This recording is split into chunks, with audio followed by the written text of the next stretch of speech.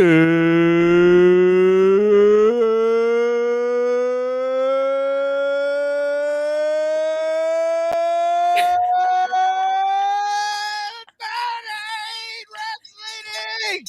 Get up, get going. It is Friday. It is time to have a party. It is time to have some fun. It is me, your managing editor of WrestlingInc.com, Nick Hausman, joined here as I am every Friday to have some fun, to talk the news of the week. There's our good friend. I guess we got to bring her on because Daniel Price saying here, if we don't have Christy, we're going to riot. It's Christy Olson. Christy, welcome back to the show. Thank you so much, Daniel, and thank you too, Nick. I was doing my own rioting over here as you were introducing the show, so that was a lot of fun. Got my workout in. Daniel Price, okay, good. There's a Christy, so a riot isn't needed. Wonderful. Thank you very much. Gary Adams here. Happy Friday. Nick and Christy. Praddock here. Hello. Good morning, guys. We are rocking and rolling. We are live here. The stream is open. Share the stream out. Obviously, I just threw some comments up on the screen. That means the comment section is open. So if you want to, chat with other fans throughout the show, you want to chat with us, leave a comment. We'll throw your comments up on the screen. You can also do, if you like the show, thumbs up. You could do smiley faces. You could do angry faces if you think we're horribly wrong.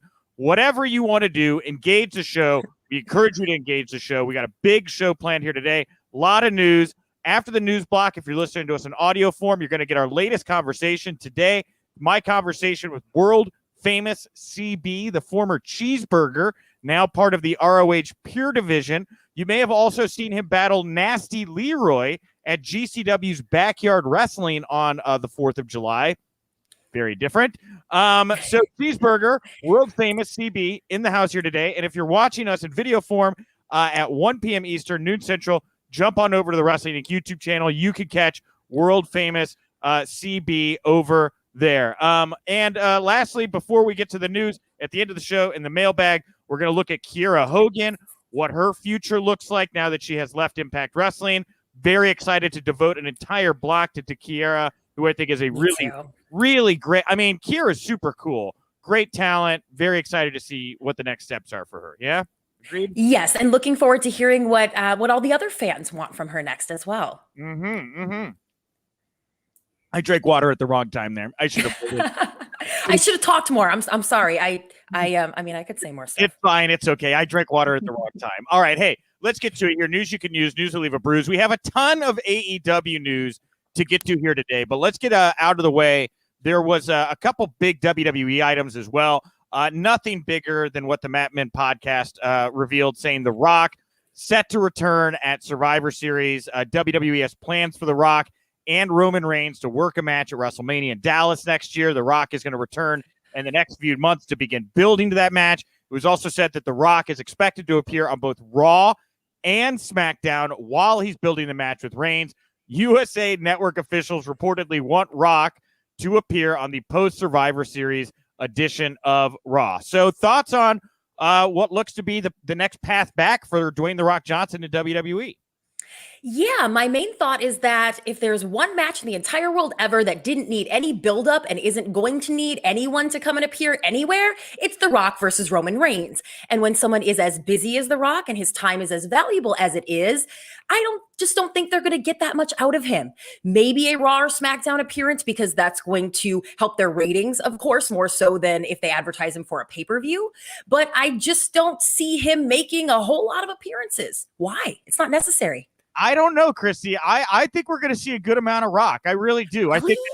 I think he, and I'm just getting into his head here a little bit, but I think he sees this as the chance to pass the torch, keep it in the family, really get Roman Reigns over to that next level. And this isn't just like him coming back to put over the next John Cena or whoever it is that Vince has their eyes on. This is family, right? And to keep the Anawahi legacy strong, to keep the Anawahi legacy moving forward, I think The Rock knows he's got to pass this torch hard to Roman Reigns. So I fully expect we're going to get quite a bit of I actually go the other route. I think we're going to get an all hands on deck kind of Dwayne The Rock Johnson return here to go heads up with Roman Reigns. Oh, but you know what? Isn't that almost insulting to Roman if Rock acts like he needs him that much? I mean, I am very curious about what goes on behind the scenes here, especially after Lana said a couple weeks ago that There was some Samoan family drama between Nia and Roman behind the scenes about a table spot at a pay-per-view. And I am just so curious how all that hierarchy works behind the scenes, right? But I just I don't know. You know, he threw him that bone with the role in the movie. And when is it going to start to look like The Rock is just doing too much charity for Roman Reigns? When essentially, does Roman really need that? Doing too much charity for Roman Reigns. Wow, what a glass half empty kind of view of The Rock and Roman Reigns relationship. Also, I don't know that Nia Jax is Anawahi. I think she is not actually blood.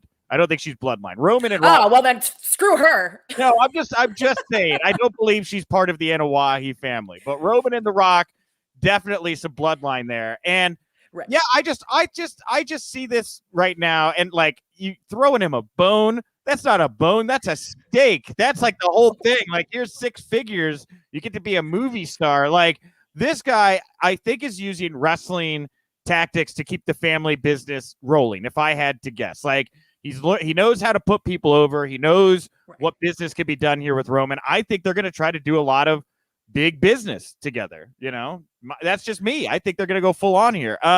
Let's see. We have this comment. People say. Yeah, Antonio Garcia here. Interesting comment. Cena could still win the title at SummerSlam. The Rock versus Roman doesn't have to be for the title. And I think it does. Like, I think you can't have the head of the table promo battle without the actual title being tugged back and forth between him and The Rock. I think the title actually means something right now.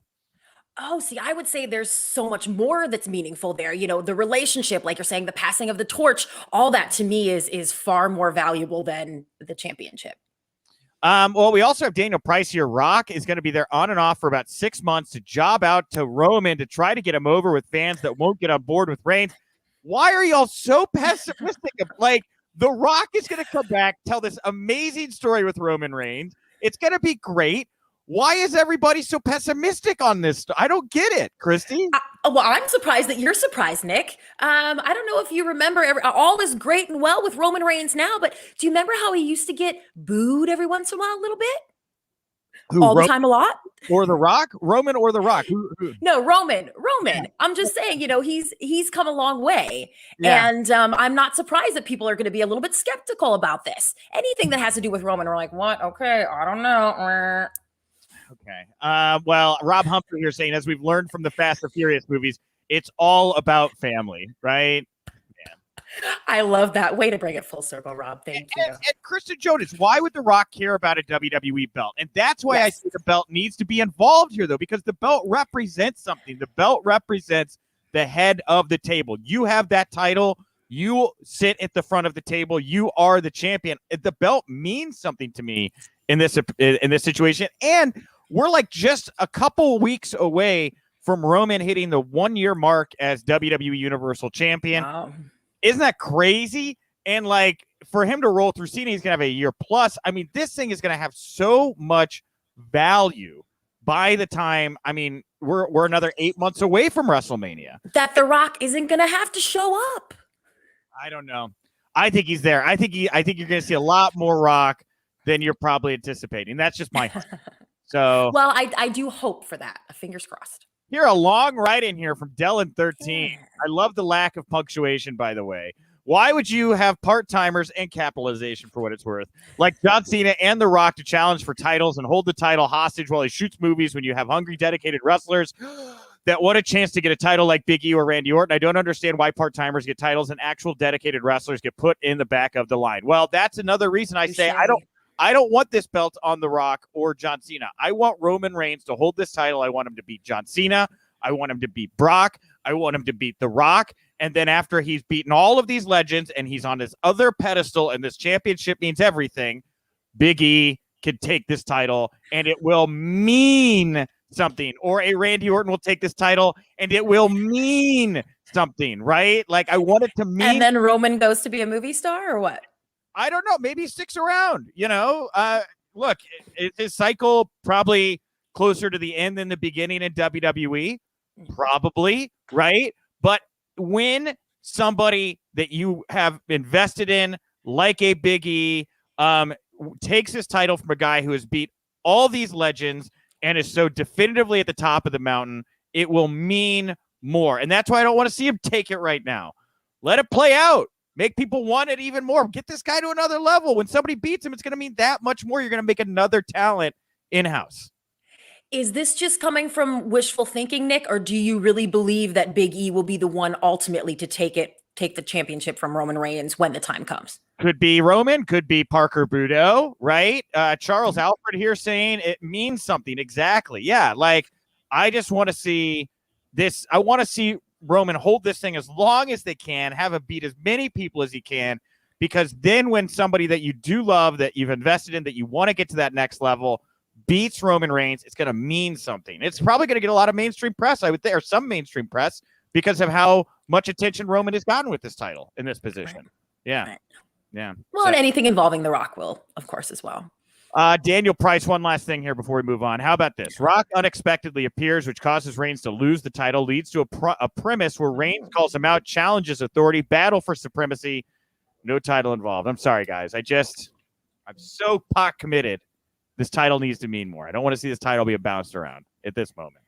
All right. How do you feel about this? We have an exclusive here. We broke this yesterday.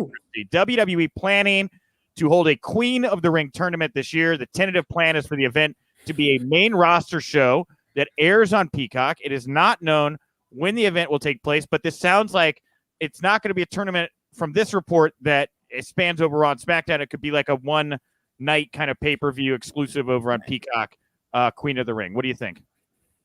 I think they are not going to fool me this time. They are not going to get my enthusiasm. They are not going to get my rah-rah. They are not going to get my pat on the back for doing another women's event that I can safely assume is going to afterward be discarded, never talked about again, not beforehand built up in a way that's going to make anyone excited for it, that's going to make it seem meaningful. If this is a second-rate, last-ditch kind of effort to do something sort of like Evolution, because they refuse to bring that back, no thank you.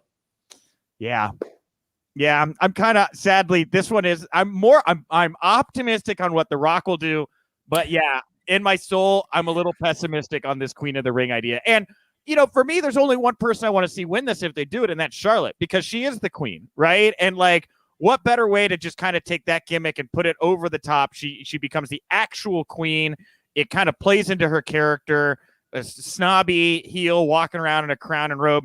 I'm about it if that is the end result of this, but I don't think in the long run it will have the impact like you're saying. Yeah. No, and that is incredibly predictable. Charlotte doesn't need a whole, pay-per-view to put over that she's the queen. And it is bad marketing because we know it's going to be her. If it's not her, it's just questionable kind of naming. And they're so careful with what everyone's name is and what their gimmick is that no one else is going to be the queen. I mean, this is just, it's disastrous. But again, like maybe, somebody else could win and that drives Charlotte crazy, that like, you have the Dark Queen, Alexa Bliss. Yeah, she's not the queen. There's another queen.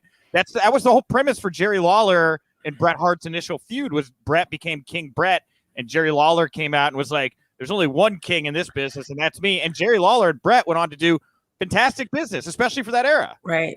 Yeah. Right. See, I would appreciate a callback to that, but unfortunately, I just don't think there's going to be that much thought put into it. That would be genius, Nick. Yeah, well, we have Bruce Mellis Moen saying, who is the current king of the ring? I think it's Shinsuke. Does it even matter? At least Money in the Bank can be cashed in. It's about the person.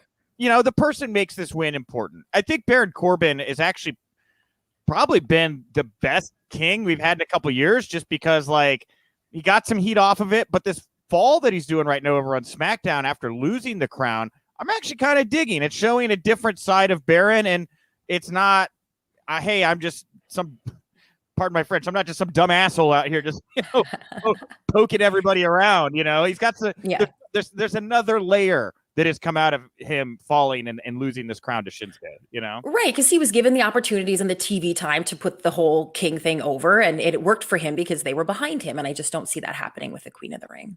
And Alonzo Smith agreeing. We all know Charlotte would win Queen of the Ring. So, all right, last WWE item here before we get into a whole bunch of AEW stuff. So thank you all for everybody that's tuned in.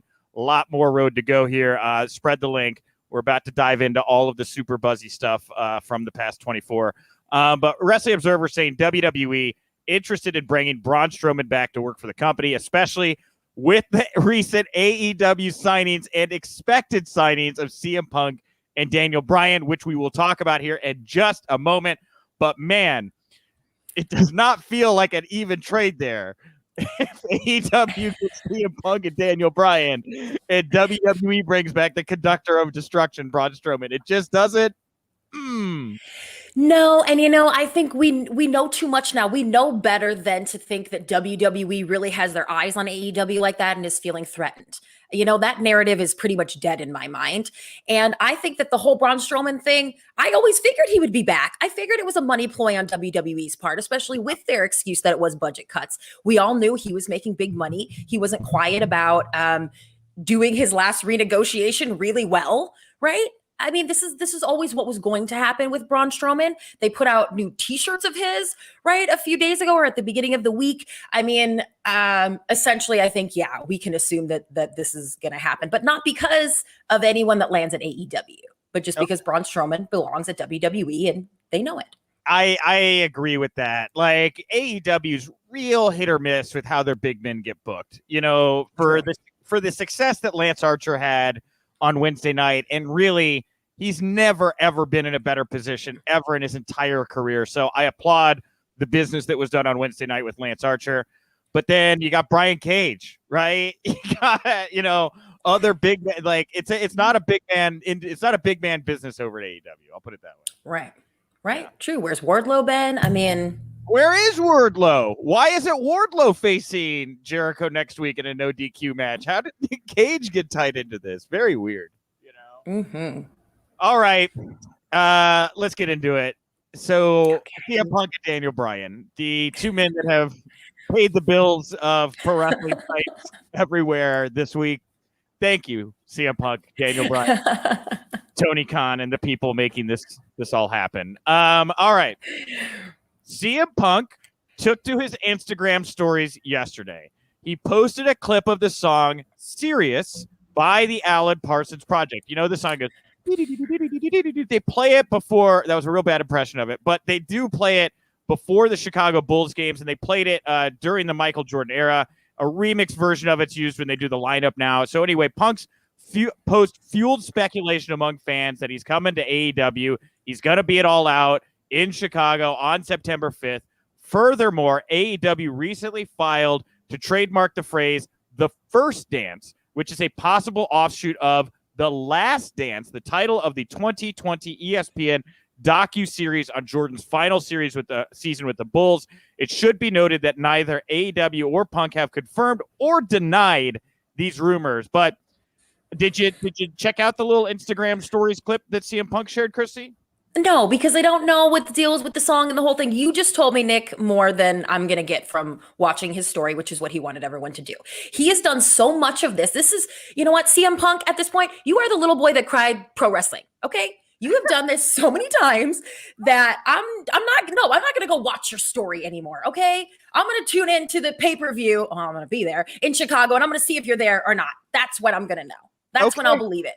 Okay, and hopefully if they're going to do it, they bring him out ahead of All Out, right? Like, I think it would be better for the buy rate and the confidence of people in the show that they're not going to get shortchanged on CM Punk if he makes a surprise debut a month out or next Wednesday, whatever it may be, okay? This, to me, was a little bit stronger than what Punk has done in the past when it comes to Jesus, all right? So the premise here of this song is that this is the song they set the tone at Chicago Bulls games just before the players take the court. It's a court, right? Okay. I know unscripted sports are really hard, Nick. I don't know either. So the place where the baskets are, right? Before these men take to basketball combat, they come out to this song, right? And this is CM Punk getting ready in the locker room. He knows he's about to go play basketball, and he's the Michael Jordan of his day in his mind, maybe for real. And I buy that he thinks that. I also buy that. And he is going to be taking the basketball field court. And that is what I think he's alluding to. I think the fact that I had reached out to sources about Punk and AEW about a month ago because we'd been hearing this for a while. The fact that he had been signed to AEW had been disputed, but the fact that there were, at least who I talked to, but the fact that they had conversations was not disputed. So I think that there's a lot of smoke. I think there's fire to this smoke. I think that this is game on 100%. And I talked to somebody yesterday, and I haven't talked about this on the show because it happened after the daily yesterday, but I talked to somebody yesterday that basically said, this is a go. There are people that have been talked to in the back about Punk joining the locker room. And I will also just say that while the fans are very excited about Punk joining AEW, I would be remiss if I didn't point out that amongst the boys and the locker room, Punk is still a very divisive figure. Punk is not always the most open, I don't want to say not friendly, but like person. I mean, Punk knows what he wants. He knows who he wants to work with. He knows who he does not want to work with, or in some cases, even have in his locker room, right? So you're going to drop a piranha in a fish tank here with CM Punk. And I think it'll make a lot of noise. I think the fans are going to really enjoy the ride. I would not be surprised to start hearing stories when this thing all plays out about how CM Punk is engaging with that AEW locker room, if that makes sense to you. I don't expect him to do that a whole lot. He's going to be your one-off guy who comes around, your Brock Lesnar who's in a trailer off somewhere away from everybody, who only is at every other pay-per-view or whatever. I don't think that's going to be an issue because I think he's going to keep himself separated. Now, all that being said, Nick, about whether the deal is done or not, I don't know that he would be teasing it if it was a done deal. I think once he signs on that dotted line, he's going to go radio silent. So this stuff, and now they are explaining how meaningful really the post and all that is maybe it's still part of a money ploy. Maybe he hasn't quite signed on that dotted line yet. And he's going, look how excited people are. Look at all the chatter. Look at all the tickets that this is moving for you. You want to kick in another $500,000? Thank you.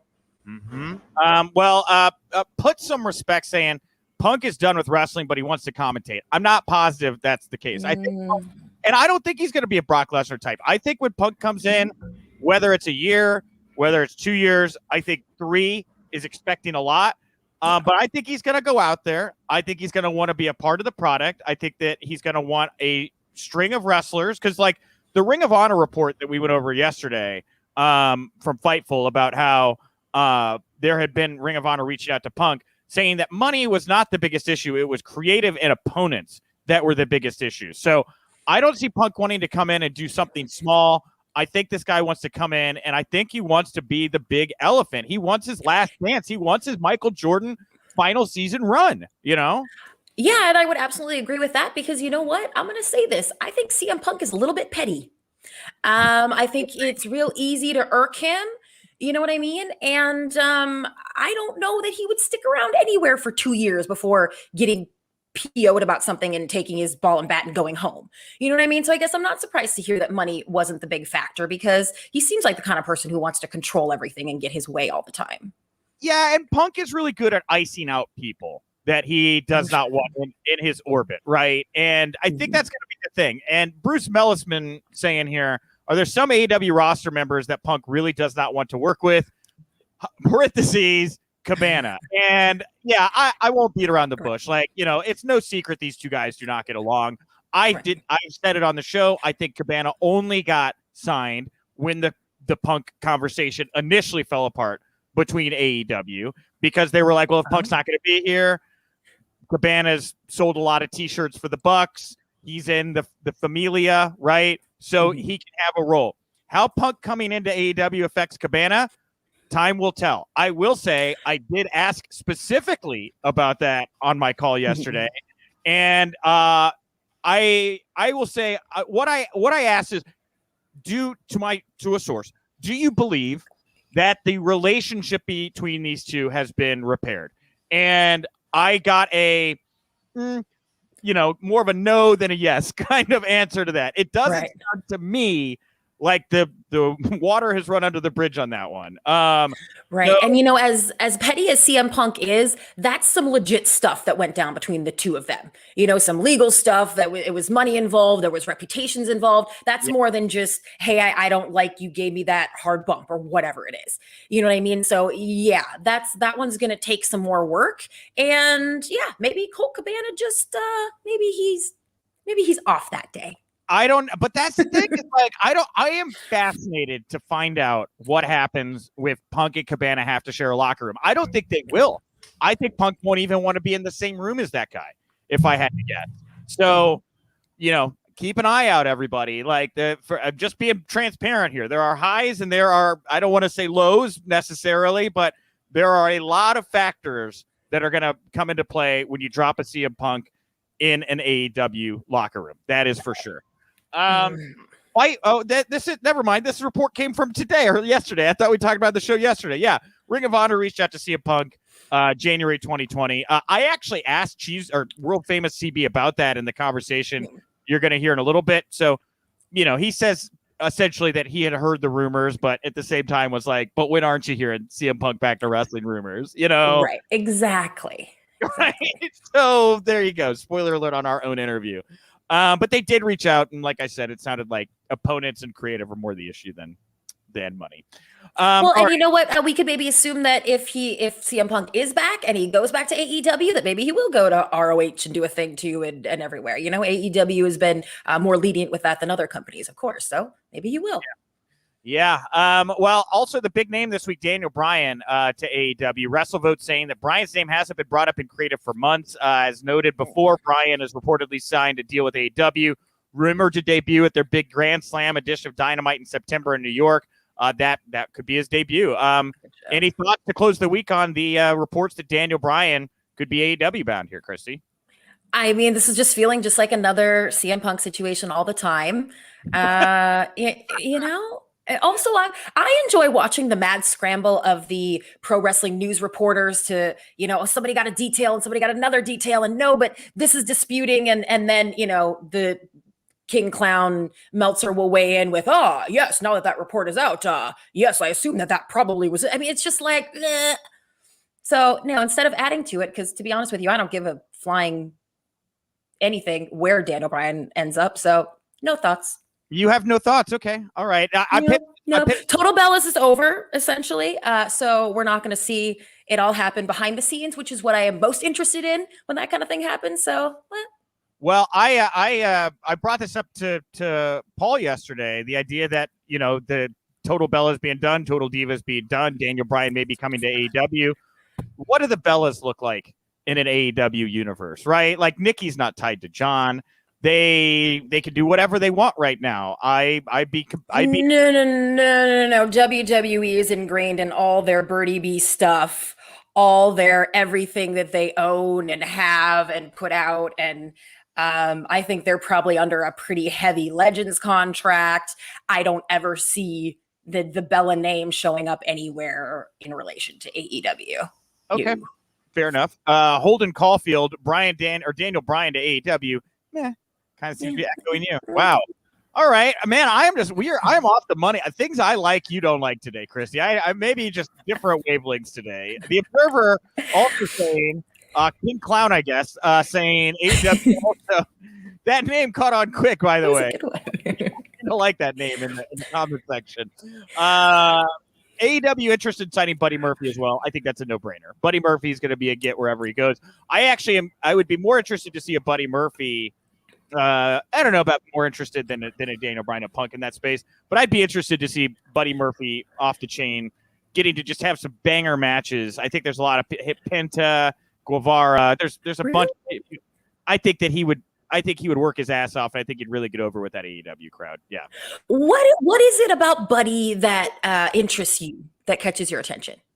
Well, two things. I think he's a fantastic in-ring worker. I think he really understood. I think that the time in WWE slowed him down, but I don't mean that in a bad way. Like it helped him breathe. I'll put it that way. I think he's learned to tell great stories and let moments breathe, but is capable of some really, really incredible athletic stuff. The other thing I think that's good about Buddy is just how candid he's been post WWE about his frustrations and about things he didn't like. And it's very honestly, he was pretty candid about his frustration at WWE when he was there too. So okay, fair enough. Well, but like the thing is, this is a guy who's been having to sit in the corner and be quiet and do what he's told for a while. And he tried to tell the audience to shh when he came out. That wasn't a great idea. It's a little his fault. Okay, fair. All right, look, we can cast blame all kinds of places. All right, but what I'm saying is the guy has no fear of I don't want to say burning that bridge, but he's not scared. He's not scared to poke the bear here and speak openly. And I think that there's a lot of reasons to think that he would fit well in that AEW space. I think that his attitude, I think his in-ring work, I think that he is of the mold of what they want and what AEW fans want. Mm-hmm. Well, he's been very hard-headed in the past from working with him behind the scenes. I remember coaches finding him not the most moldable. So that was several years ago. I hope that he is maybe taking that ego down a notch, because he is a fantastic in-ring talent. Yeah, and Antonio Garcia here saying, I'd rather see Buddy Murphy in ROH or New Japan. Look, not everybody's going to wind up in AEW, all right? There are going to be some very talented performers that wind up in a Ring of Honor or maybe a New Japan. I kind of put New Japan out of my head right now because what's going on over there with COVID. I just don't see it as a viable option for a lot of American wrestlers at the moment. But right. Ring of Honor is going to pick up some names here, and I wouldn't be shocked to see it if AEW doesn't work out, Buddy landing in a Ring of Honor. Yeah. Mm-hmm. Yeah. Thunder Rosa officially all over. AEW announced yesterday Rosa has signed with the company, welcoming her to the team. Fightful saying a buyout of Rosa's NWA contract was worked out. There's no word yet on specifics of the buyout, but we will keep you updated. Rosa reportedly requested her NWA release as far back as 2020, but that was rejected at the time. It was also noted that AEW officials, especially Tony Khan, are very careful about not tampering with contracts.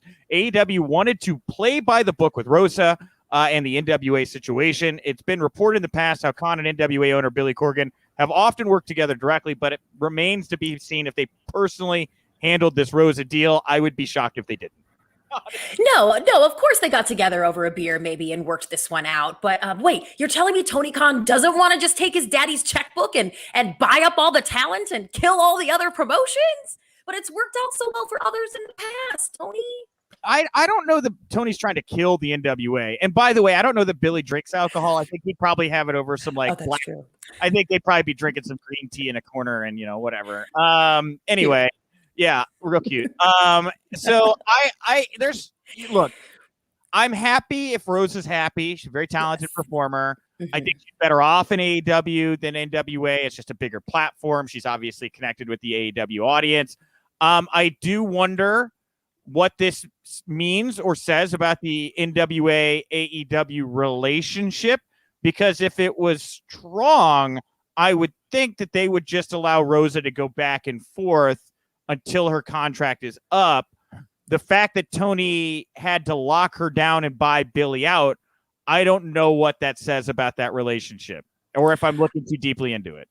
Well, now I think if this were a male performer, I wouldn't wonder about that, because I would just think, well, he had to say. He said, hey, I don't want to be under contract with you. I want to be under contract with you. Can you guys please work this out of respect for me and my talent? And I think when it's a female talent, that doesn't even occur to you that they had that clout to speak up. But maybe that's all it took. This is what she wanted. She is someone who deserves our respect, especially what she did for NWA and for AEW. Yeah. And maybe this is just what she wanted, especially if she's been asking for it since 2020, which is pretty awesome. Yeah, but Christy, wrestlers never get what they want. No matter if they're male or female. True. Promoters get what they want, right? Like, you are just a toy in the box. And so, that's why I say, I wonder why Tony wanted or felt he needed to buy her out to put her on the roster. She probably wasn't making money over there, and look, you don't think she can't get her bet weak or her beak wet on both ends? Like, Billy can't give her $5 and Tony can't give her $5,000. I don't know. Like, if the relationship was stronger, I would think they would figure out that balance till her contract was done, and then she could swing from one vine to the next. The fact, maybe I'm overlooking into this, but the fact Tony felt the need to buy her out, lock her down, very interesting, especially because like Pillman has been working for MLW and AEW for like a year, like over a year. And it wasn't until his MLW contract was fully up that AEW then signed him and announced him. They waited out and were able to balance with MLW that Bryan Pillman relationship. I don't know why it's different with Billy, you know? Well, what has changed since then is that their partnership with Impact has maybe not been as lucrative for either company as they hoped it would. So maybe at this point, Tony's just thinking, you know what, I'm not really looking to work with anyone, to have those kind of relationships at this time. We tried that. It didn't go great. Let's just be us for a while and have our talent on our roster. AEW doing some banger business. That's not a secret at the moment. And some really good numbers for them this past week on Wednesday. WrestleNomics reporting that Wednesday's live Fyter Fest Night 2 edition of Dynamite drew 1.148 million viewers, up 12% from night 1 of Fyter Fest, which did 1.025. Dynamite did a 0.44 in the 1849. That is up 10% from last week.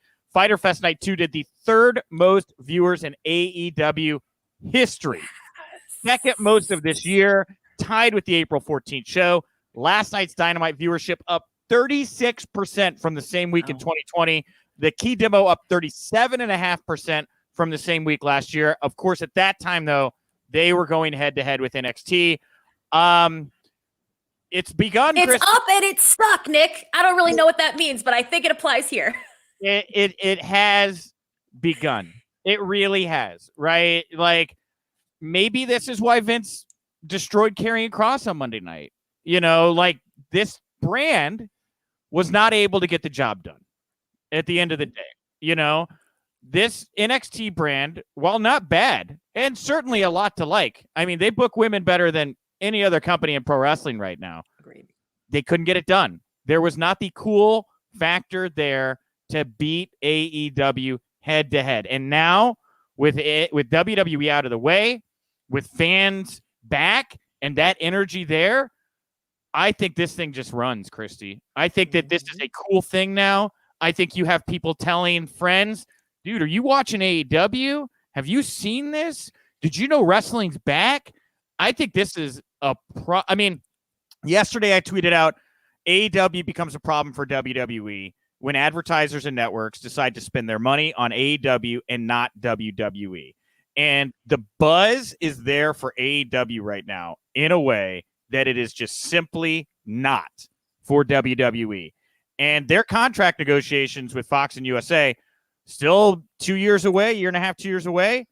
But a lot can happen in that period, Christy. And it's going to be a very different discussion, I think, here when those negotiations come up, when a lot of things start to come up. I mean, Burger King has landed. They are at McDonald's door. The Whopper is here. Pepsi Cola exists. You know, they're there. And I'm happy for them. Good for them. You know, good for the business. Yeah. Oh, and I really appreciate your optimism there, Nick. I think when Rampage premieres on Friday nights, that's going to be a big indicator of whether AEW really is. I know your example with NXT and all that. You're right. AEW almost killed NXT. They chased them off. They did.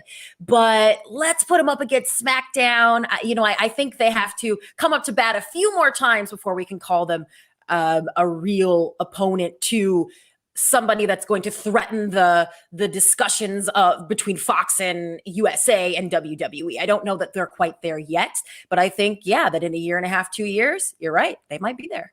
Yeah, and look, put some respect here saying WWE has longevity. You crazy making a comment like that, Nick. And look, in this moment, does WWE have the leverage because of notoriety and longevity? I think you would be correct there. But again, I'm looking long-term right now at this situation. And WWE has lost control of the narrative. They've absolutely lost control of this narrative, right? Roman is great, but Roman is only one man, right? There's nobody else on his level over there right now. And is Roman Reigns enough to counter a program that has several performers that are getting over moment to moment? They're putting out action that is engaging, and surprising. There's an unpredictability factor with AEW that WWE just doesn't have. And I don't know how you get the train back on the tracks. I don't know if there's a Vince Russo in the back, that is like, Vince, you're losing, right? You need to do business, bro. You need to do something different, bro, right? And I hate that I just said that. But is there somebody in the back that can grab Vince right now? I don't see Bruce doing it, right? And I've heard, I mean, I just don't see Bruce. Bruce knows his role, right? He knows where. I mean, I know Nick Khan is the business guy, but he's looking at the numbers. Is he the one to be concerned? Nick Khan is a great businessman, but I don't know what this guy knows. I don't know that he knows frick for frack about WWE, how to book pro wrestling, right? Right. I think maybe that's the problem. Well, because Vince has given him a lot of responsibility and a lot of control. I think that Hunter is out of breath, screaming into the void. I don't know that I don't know, right? But it's true, right? I gotta imagine Hunter took that sledgehammer to his laptop on Monday night after that Karrion Kross segment in the back. I don't know who it is. Is it Dewey Foley, right? Is it Mick's kid? Who has amassed a fair amount of creative power in the back and is younger and has been there long enough to build up clout where he can stand up and say, hey, what are we doing? What are we doing here, people? Right? So, and by the way, I'm not insinuating Vince Russo should come back for those of you that are in the chat. I want to make it very, very clear. I am not suggesting that in any way. All right. So anyway, there's a problem here, Christy, and these numbers don't lie. I didn't think that they were going to go up. I really thought that last week was like a peak for them, like the fan momentum. That there was there was a lot of big matches that were promoted for last week. But the fact they did better this week and noticeably better, it's the tweets, it's the phone calls to friends, it's the text messages saying, dude, are you watching what is going on right now? And once that narrative begins, it is very difficult to pull that thread back and put the sweater back together. So, yeah. All right. Lastly here, I had to include this on the run sheet, Christy, before we get to world famous CB, because we're both reality show nerds. Lana. Azelle Pompey, I'm sorry to interrupt you, Nick, but Azelle, honey, I just know too much. I've been there, done that. I'm not negative. I'm the first one to defend WWE with stuff about contracts and that kind of a thing. You listen more, and you'll hear a little more objectivity. But I just know too much, honey. Sorry. Yeah, I threw Azelle's comment up here because you referenced it. They were calling you out saying you hate WWE and love negative news. And I love WWE. WWE paid me more money than I've ever had in my whole life. There you go. Right? Mix of emotions there. But anyway, fun news. Fun news to wrap up the news block before we get to CB. And then we're going to talk Kiera Hogan at the end of the show as well. So stick around. But Lana, CJ Perry has been announced for the Surreal Life on VH1. It's back, everybody, for those of you that enjoyed it the last time around. So in addition to Lana, what a cavalcade of stars here. The show's going to have Dennis Rodman, Stormy Daniels, Manny Mua. I don't know who that is. Oh, Manny MUA. He's an influencer and makeup artist. He has a huge following. All right. August Alsina. Familiar? I don't know who this is either. Yeah. Is he an athlete of some kind? Maybe. We wouldn't know. Tamar Braxton, name, notable. Yes, and she's huge in the reality TV world. Okay. And then we also have Kim Coles. Not familiar with who Kim Coles is either. Singer, I believe, who's also done some reality stuff. All right, wonderful. And of course, Frankie Muniz, who's going to be right in the middle of all that drama, right? So anyway, I'm excited about this, Christy. I think it's going to be entertaining. I was reading the list of who was involved this morning, and she was like, we're watching this. How do you feel about Lana being a part of the Surreal Life? I knew she was going to land something in the mainstream media realm. She is going to be an influencer. She is going to be a huge reality star. She is going to eclipse everything that she did at WWE very quickly, and this is her road to doing it. I thought she was genius on Total Divas. I think she knows how to do this reality thing. She is going to be great on this show. She's going to get the most attention. She's going to get the most airtime. And just the fact that the Surreal Life is back. I mean, I don't know the age range of all the folks in our chat there, but that was a big deal when we were growing up. And you guys know I consider myself a reality TV expert. So yes, I will be tuned in with my notepad every week. And I mean, I just love CJ so much, and she deserves this. And this was going to happen. This is just her destiny. All right. Well, Christy, I want to thank you for talking all the news of the day up top with me. Thank you so much to world famous CB. Go check him out. His match against Flip Gordon begins airing this weekend on ROH TV, and I believe Monday night is when it'll get the big push. But you can find out where to watch it, rohwrestling.com. Thank you again, CB. That was a really great talk. Before we get into the mailbag here, Terry Allen, I've seen a lot of people bring this up. This was a super chat. Daniel won't be in 2K22. That's not surprising considering everything we've talked about this week. Am I right? You know?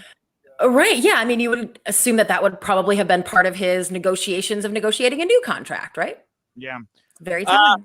All right. Let's dive into the mailbag here at Wink Daily, WINC Daily. That is the account to follow if you want to vote in our daily polls. If you just want to give us a like, you can also do that over on our iTunes page. I know we gained a lot of new listeners and watchers this week, which I'm very thankful for, obviously. And if you've enjoyed what you've sampled here this week, because it's all free, you know, we're simply the Costco of pro wrestling media. Go over to our iTunes page, leave a nice comment or a mean comment, whatever. I don't care. 5 stars, all that stuff helps keep us alive on the charts and helps us find new viewers and listeners just like you. Oh, yeah. And if you are going to make a comment that's either negative or positive, it's Christy, Christy, not the girl. Thank you. All right. Today's poll question, Kiera Hogan. Today's poll question is based on the fact that Kiera Hogan is done with Impact Wrestling. She announced on her OnlyFans account that she finished up with the company at TV tapings held in Nashville this week. She noted she wanted to see what else was out there for her. So just kind of looking for new fields to roam in. So who do you all want to see, or where do you want to see Kiera Hogan wrestle next? I said NXT, AEW, Ring of Honor's new women's division, or someplace else. We have about 200 votes here in the last hour. NXT 42.8, AEW 33.5, ROH 16%, and everything else 7.7. Christy, now that she's free, where do you want to see Kiera Hogan go? I voted for Ring of Honor here because I think that she is the kind of performer who shines best without a whole lot of, hands on her. She doesn't need all of that. And I think at Ring of Honor, she would be given sort of the freedom to just put on a freaking awesome match. That being said, I think one of our users suggested NWA, and I think that would be a great place for her to thrive as well. And they're another place that has kind of a sleeper women's division. Like, they're great, and I think their women's division is just going to continue to get stronger. Kiera could help with that. I just see NWA as a step down from Impact. Oh, you do? Yeah. Oh. Well, I don't always see anything as a step down from Impact. Well, and I know that is look, it's Corgan or Demore and Callis, so whatever, pick your poison. I see NWA as a step down from Impact Wrestling, and especially when you see the Thunder Rosa stuff, like you sign a deal with there, and it's kind of like MLW. The performer, if they want to get out because there's other opportunity, just it's a place I don't know that you want to get locked into.